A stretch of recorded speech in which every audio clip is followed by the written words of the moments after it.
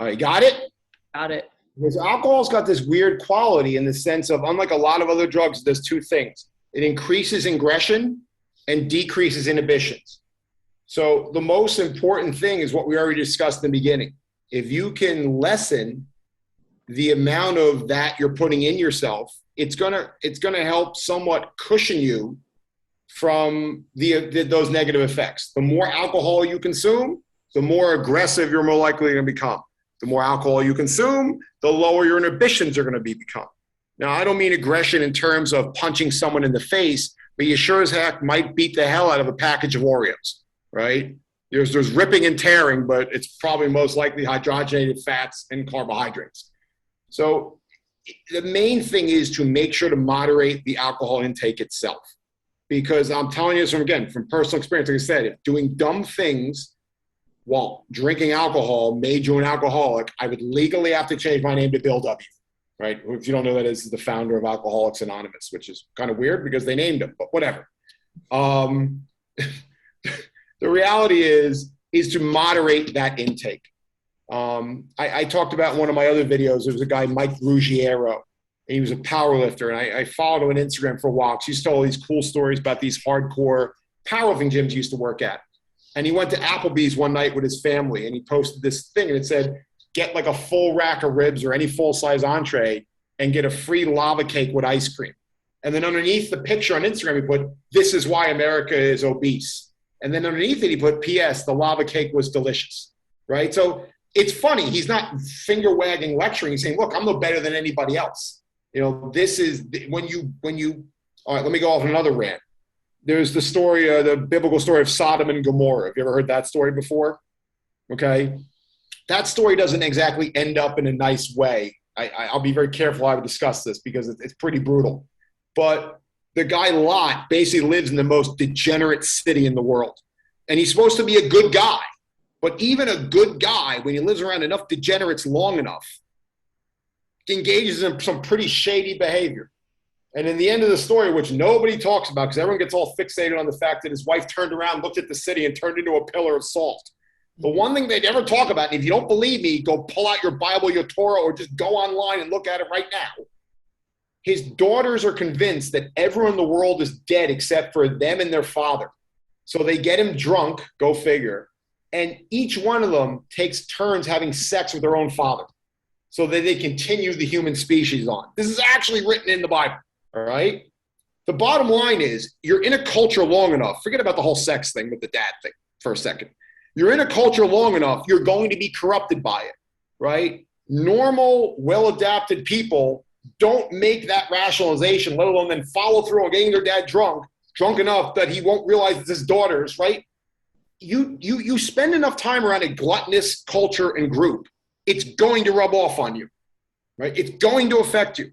So in a way, you've almost got to have a bubble around you, and you've got to be your own person, which means if you go to the typical cocktail party, you have to have that almost self-identity as I am the 1 to 2 drink drinker, right? I am the person who engages in the conversation versus face down in the food. You've got to almost become either different than yourself or different than anyone else there. Because if you spend enough time around it, it will affect you no matter how strong your goals are, no matter how moderate your personality is, no matter how calm you are, eventually you will be corrupted by it. So a lot of people I know, when you see a lot of these before and after photos of some of these popular, liquid protein diets are now all over Facebook, that every guy who wouldn't talk to you in high school is now trying to sell you on Facebook, right? These people almost all go from a situation where they were going out every weekend to where they stay home, right? Because they can't, especially on low calories, they can't survive the modern environment of alcohol food, high calorie beverages, food. So they just separate themselves from it. They do not go out. They don't put that on the little before and after photo, right? When the person's overweight, then all of a sudden they look like a victim, right? They don't put that up there. But that is one strategy that a lot of people who achieve these incredible before and after photos do. They simply have eliminated that aspect of their life and they stay in on Saturday nights. If that's not what you're going to do, then you have to go in there with a special mindset and strategy of, I don't do what other people do, and that's why I don't get the results that they get. right? This is a weird country we live in the sense that we're obsessed with thinness, but then we're obsessed with eating as much as we can for the cheapest price possible. I love America, right? But it is a bizarre juxtaposition in our country. We are so obsessed with thinness and beauty, but then the very things that make people thin, we seem to be obsessed with the exact opposite. You know, like I think that was Mike Ruggiero's point was, like, would you really go to Applebee's if they weren't going to give you that free cake? That's half the reason why half the people go there anyway, right? Because of the very rich, hyper-palatable foods they sell. So you have to kind of create either get yourself out of the environment, don't be in Sodom and Gomorrah because it will affect you. Now, we're not talking about, you know, murder and violence and sex. We're talking about fats and carbs and sugars. Don't be in that environment, period, which maybe is something you have to do to kind of get yourself leveled out. Or the other option is you've got to create a completely different mindset, right? You've got to have the mindset that I am not in some way like the other people here.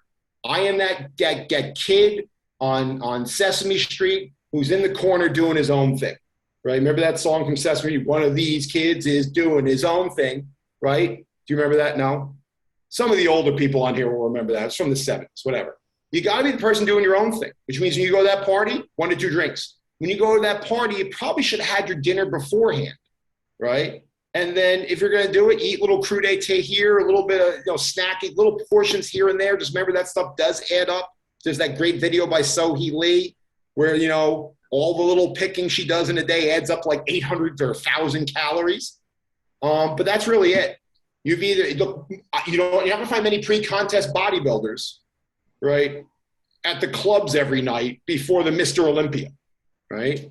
And if they are, they're doing something else and drinking bottled water, and I'm not going to go down that road, right? They're getting high, but they're not getting high in a caloric way, if you know what I mean. Yeah. So you've either got to completely avoid that environment, which again it's an option, probably the most effective option, because if you're not around it, you're not going to have it, or different mindset, right? Eat your meal before you go. Understand that most of these parties are about getting together with people anyway. If you wanted to go stuff your face, you could sit there naked in your own house, eating whatever you wanted and stuff your face, right? It'd be a lot easier way to do it. You don't have to sit there and go to a party and hide in a corner and stuff your face. So half the point, I think half the point we've lost these parties is to get together with other people and talk to them, not put ourselves in diabetic comas, right? So that's all it is, right?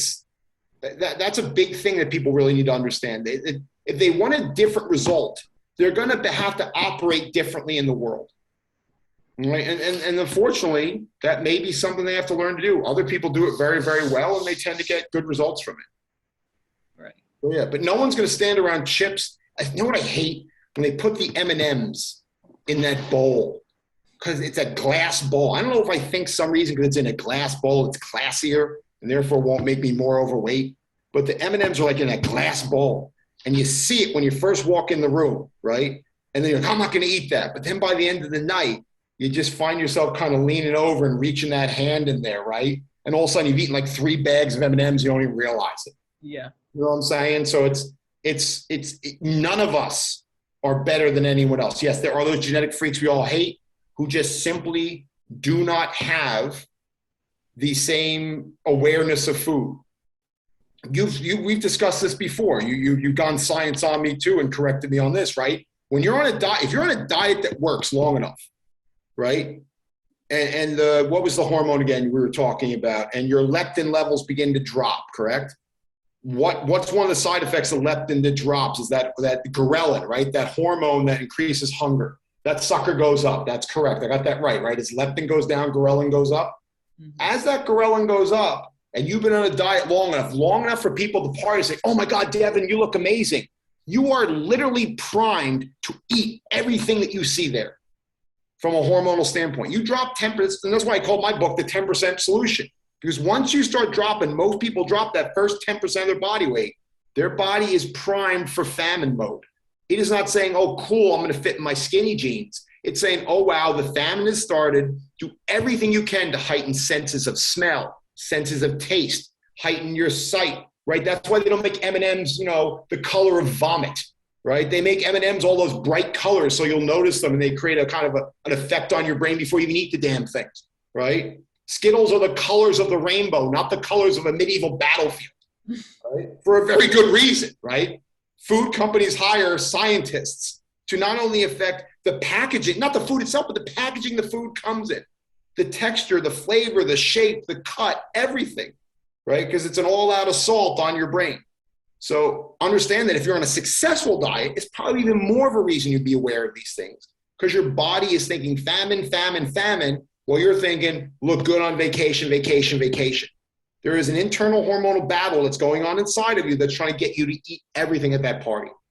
So, and that's why a lot of bodybuilders don't even bother with it. They become social pariahs and don't even go out because they realize, to their credit, as much as people making fun of bodybuilders, I lift things up and I put them down. In terms of dietary intelligence, they tend to be a lot more aware of their limitations than the average person does, who think like Lot, they can dance around Sodom and Gomorrah and not be affected by it. And that's just the case. So if you are going to do that, if you're a social person, then be a damn social person, right? Go to the party for the people, right? I'm not a particularly social person. I've had 23 years of social at the gym. I go home and I stare at walls. So it's not really an issue for me. For my clients that do like to be around people, who stare in front of a computer all day, who don't interact with other people, right? If they're going for the party for people, then go for people. You're not going there for bruschetta, right? That's just not the case. If so, sit at home with a box of bruschetta and talk to that, right? Do that if that's what you're there for. But if not, yeah, 1 to 2 drinks and be there for the people you're there for in the first place. Yeah. Right? I tell people, you got to meet one new person and find about 5 different things about them before you get to eat anything at that party, right? But then that will force you to be social. One thing, right? So yeah, that would be my advice. I have no idea where I was going with that, but I blacked out somewhere along the line on that, but please go ahead. I like that strategy. Yeah. So like when clients deal with peer pressure, like people like not forcing them to drink, but like basically whether it's like making fun of them for being boring or anything like that, what do you? So here's the deal. When people making fun of one another in that matter, it's actually a sign of group belonging, because on average, when you making fun of someone and you don't have some kind of relationship with them, you're going to come pretty close to either not seeing that person ever again or getting punched in the face, right? So ridiculing one another in a way like that is actually part of and I'm not a psychologist, so I'm not going to go too far down this road, but I only know this because I was an athlete my whole life. Athletes ridicule each other within the environment they're in because it's a form of bonding and closeness. So that's the first thing I want to say, because I'm about to say something pretty provocative, but that is one aspect of it. There's a couple strategies I have for that. And number one is when my dogs, Frankie and Lily, were just here. And whenever they stretch, it's like a reflex. Whenever Frankie gets up and he does this thing where he goes like that and he stretches like that, it's like I can't even help myself. I go, oh, big stretch, right? I put a meme up on Facebook the other day. If your dog stretches and you don't go, oh, big stretch, you're probably a sociopath, right? So if you're surrounded by a bunch of people who are ridiculing you for doing the things you need to lose weight, and they're doing nothing, but it's not what I'm talking about. It's not the 1 or 2 things like, oh, John doesn't want any M&Ms because he's better than us. If that gets said once in a week or a month, that's just normal ribbing that people do to each other as part of a group cohesion, right? If someone says that to you every day, multiple times a day, week in, week out, that person is the same sociopath who doesn't go, oh, what a big stretch when a dog stretches. Right? That is a person that you've got to do whatever you can to get them the hell out of your life, right? Because that crosses way beyond the group dynamic, right? I'm close enough to you that I can make fun of you, and the next day we'll still be friends because we know we have that kind of relationship, right? To someone who literally is a piece of crap who's trying to tear you down because they can't build themselves up. So you got to minimize your time around that person whenever possible. Meaning that if you're stuck in an office with them, you don't go out to lunch with them, right? If you're stuck in an office with them, you don't hang out with them outside the office. If there's somebody you live with, I'm not saying you go straight out and get a divorce, but I am saying also that, a lot of dieters are chronic dieters and they're really freaking annoying. I was listening to a podcast the other day where this guy's wife was going to the grocery store And he knew when he had a problem with chronic dieting because she had to legitimately say to him as a loving spouse, is this week a keto week, a high carb week, a high protein week, a high fat week, or a fasting week? Like, she literally was going to the grocery store and had to ask her husband which one of the dietary fads he was engaging in that week so she knew what groceries to buy from the grocery store, right? So one of the things we have to also understand is dieters, and that's why people should come to people like us and listen to videos like this, is chronic dieters, as much like, oh my God, it's so terrible for me. Think about the people who have to live around you and your constant changing of diets and these, you know, you get these people that go on intermittent fasting and they do nothing but lecture you how they're going to live 5 years longer than you are. And then the intermittent fasting doesn't work out and they wind up at the Chinese buffet. So then all of a sudden now they're on veganism. And now all of a sudden you're not just not a vegan, you're killing the planet. You know how hard it is to be around people like that, let alone to live with them, right? So part of it too, if someone's ripping on you, you might want to ask why they're ripping on you. Because it may be the 15th diet you've been on that you've dragged them through the fires of hell with you. And all they've seen you do is blow it all up because you have these unrealistic expectations of what the diet's going to do for you. So it does go both ways too. And you almost always, you get that from the person you live with. The person you live with loves you. They're not necessarily doing that to you. Again, every individual case is different. But I'm just speaking to this once because no one ever touches on this. The dieter is always the victim in this case, and that's not always the case. Right? A lot of times the people, I remember a guy one time, his kids almost had a strike because he stopped making peanut butter and jelly. He started making almond butter and jam preserves with no sugar in them on wheat bread. And they're like, they didn't say this, but like, dude, we're 6 years old. If you feel the need to eat almond butter and no sugar jam preserves on wheat bread, don't feed us. Don't feed us into your whatever this current dietary neuroticism that you're in. Kids don't express things like that. They just throw the sandwich on the floor, but you get the point, right? So part of it could just be you're annoying, right? And again, I'm not. It could be, but again, if you're around someone who's going to rip on you more than once a week, and you work with these people, you're around these people, there's something wrong with them, not with you. I always tell people, look, here's the answer: lose weight 10% of the time. That's the whole theory behind them. I'm going to pimp my book now that's coming out. Lose weight 10% of the time. If someone comes up to you and says, hey, we have cake for Devon's birthday, or you're going to have a slice, say, hey, no, look, I'm in a period right now where I'm trying to drop 10% of my body weight. I weigh 200 pounds. I need to lose 20 pounds, right? That's 10% of it. Right now I'm at 184. Once I get down to 180, I'm going to take a week to a month, and I'm going to eat at maintenance calories. So if you're eating, say, 2,200 calories a day or whatever it is to lose weight, you're probably not going to have a lot of room for cake, right? Because all of a sudden, 600 of your calories of your 2,200 calories are eaten up by something with no protein and no fiber in it, right? So Lee talked about this one time. During a prep, she had a Snickers bar every day just to prove to herself that she could include something and still get contest lean. And she said in the article, at the end of the prep, she hated that Snickers bar because it was replacing so many other foods she could eat that would keep her full on so fewer calories, she began to resent it. It was no longer a treat. It was a damn burden for her to eat it, right? So that's what I say. Say, look, show people you have a plan. If you want to get away from that, chronic dieter thing, which people resent because they're sick of you and all your crusades, don't be on a crusade. Be on what we talk about all the time. Be on a lifestyle. Be on a habit, right? This is the way I live. And right now, I need to lose 4 more pounds, 10 more pounds. I have a very specific endpoint. When I hit that endpoint, I'm going to spend 1 week to 1 month at maintenance calories, right? Because we know America doesn't have a weight loss problem. It's got a weight maintenance problem. So one of the things my diet does is it gives you the strategy to lose weight, but it puts a ton of emphasis on weight maintenance before you've even lost all your weight.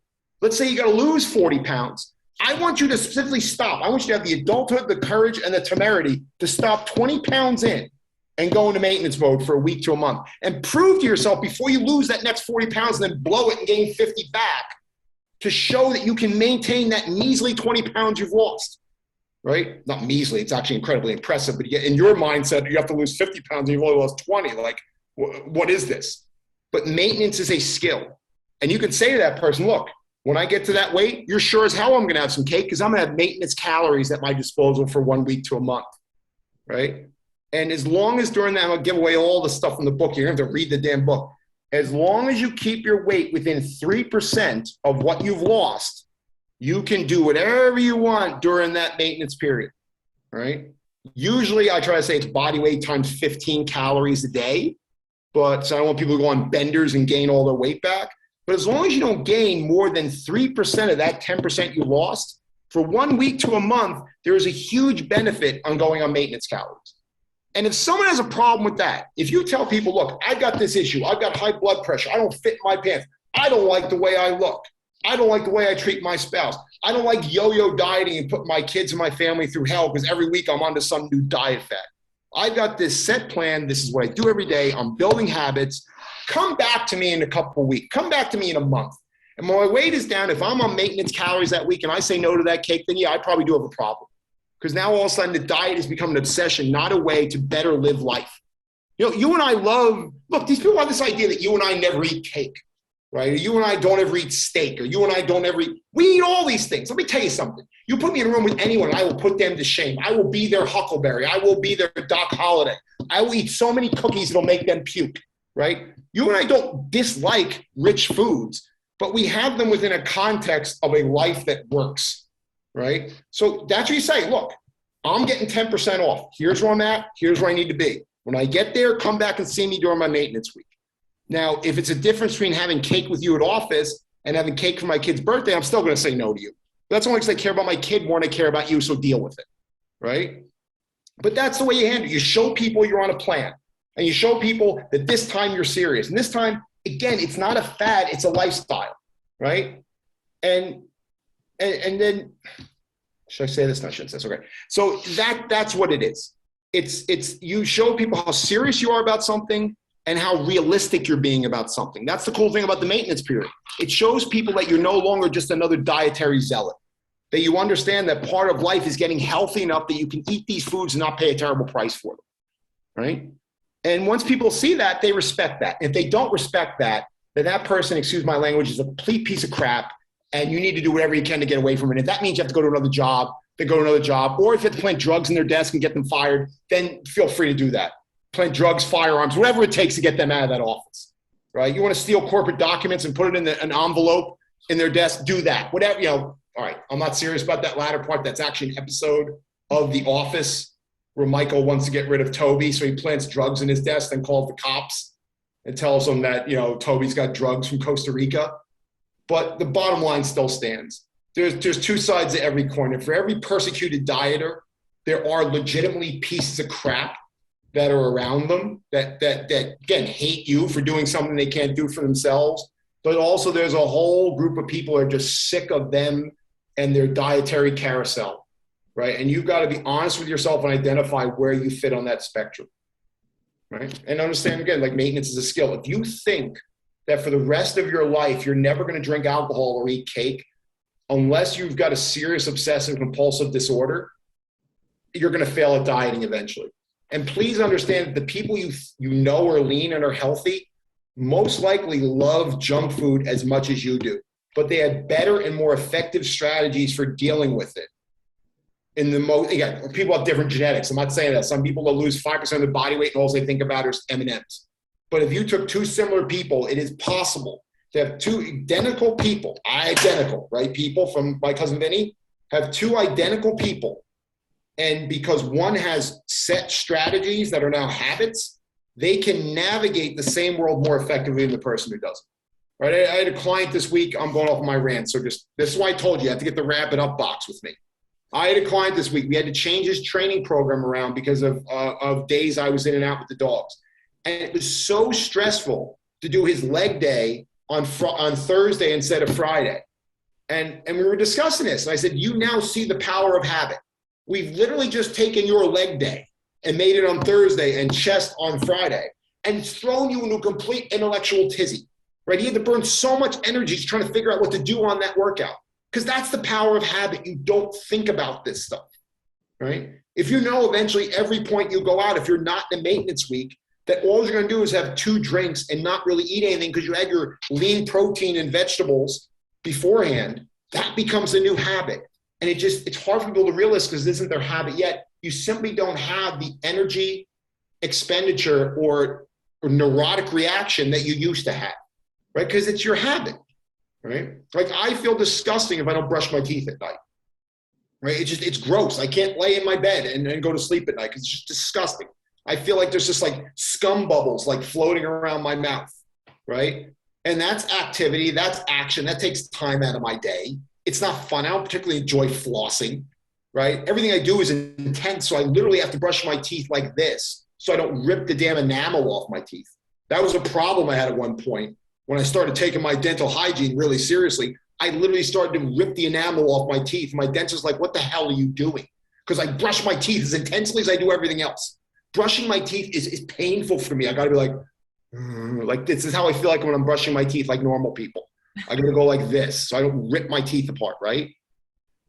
It's not the funnest activity in the world for a guy as high strung as I am. But again, it's gotten to the point where, however boring and miserable it is to go through every crook of every notch of every tooth with the floss and to go so slow with the damn toothbrush. It is 1/100th as painful as when I lay in that bed if I don't brush my teeth and I have to lay there with a dirty mouth. And that's kind of what people do with habits of weight loss. It's hard for them to understand that because they haven't been doing it long enough to understand that when the alternative is more painful than the option, all right? When it gets to the point where you go to a party and eating whatever you want to eat becomes more painful to you than the option of having one or two drinks, right? You know you've arrived. You know now this is a habit. You know you're now the French teacher that I ate the dinner with.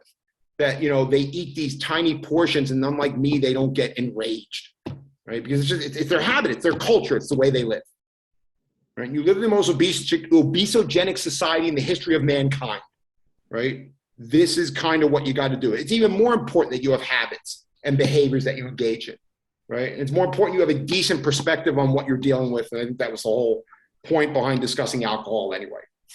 To not make it one more aspect of drama in this whole overly dramatized thing that is weight loss. Right. I'm literally sweating right now. I'm sorry. I'm just all pumped up. Getting fired up about alcohol. Yeah, go figure, right? I got a couple of bottles of Beefeater over there. I should go hit one. I got to go lift after this anyway, so that ain't going to happen. Yeah. So what else? What else you want to cover? We're good. What's up? No, I like how you're saying, like, staying calm and just making, like, you have a system. When you're losing weight, 2 drinks is your limit. When you're in maintenance, you can have a little more flexibility. Right. But aside from that, I like that those are. Look, let's do this. We're adults now, right? I'm not a Christian, but there's a saying in the Christian Bible about how, you know, when I was a child, I spoke as a child and I acted as a child. And now that I'm a man, I act and speak as a man. Anyone who knew me growing up knows that this intensity that I have was not just limited to talking about exercise and working out. And I'll leave it at that. But the reality is, yeah, when you were 21 years old and you went out, got drunk, and you did the Frank the Tank, and we're going to go streaking. We're going to go streaking in the quad. You remember that from old school? Yeah. Remember when he gets drunk in old school, Will Ferrell, right? And he starts going crazy, like, hit your lips, right? He's like, do it again. When it hits your lips, it's so good. And then, like, next thing you know, he's naked next to Snoop Dogg, right?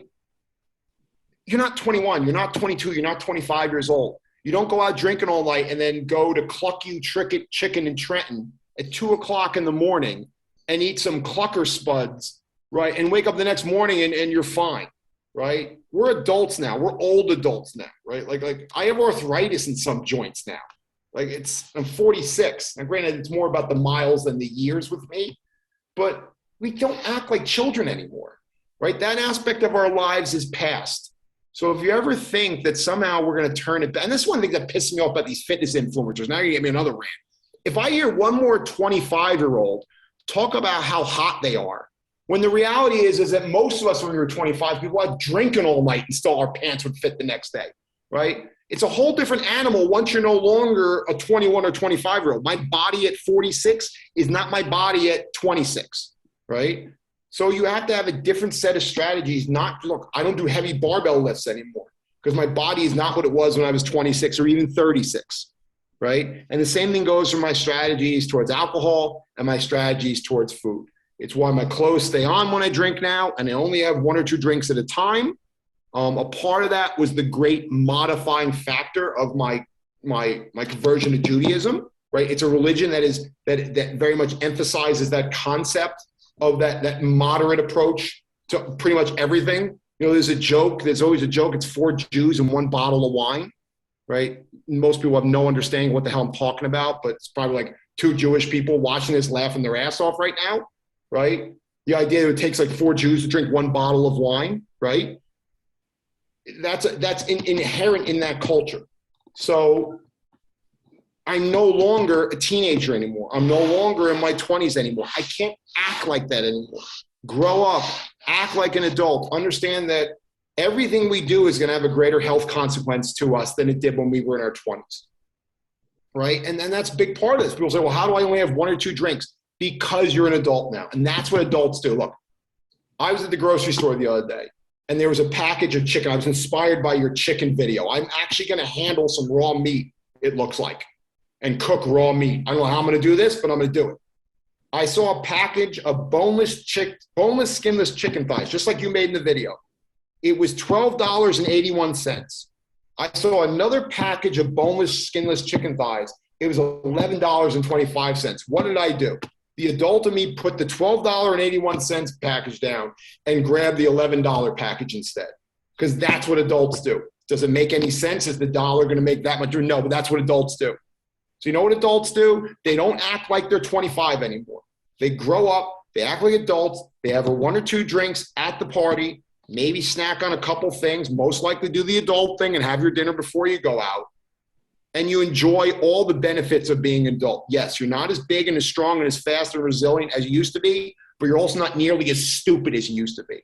And half the reason why I had to be as big and strong and resilient as I was in my 20s, because I was a friggin' idiot. Right? So I needed all that strength and that energy to make up for all the stupid things I did, right? Because I dug all those holes. I had the muscular strength to pull myself out of them. Now I'm an adult, right? So I'm ripe for this information that we're talking about. If I was to leave us with anything, it would be that, right? We are having an adult conversation for adults, and this is what adults need to do to better manage and enjoy their lives for as long as possible, right? Because again, we're not kids anymore, and we shouldn't act like that. We shouldn't try to go back to that. Right? I've been to enough of these autograph events with my buddy Gary, where you see these Hollywood stars, and mainly it's women, but you're seeing it with the men now too, right? If a 70-year-old man or woman tries to look 60, they look good.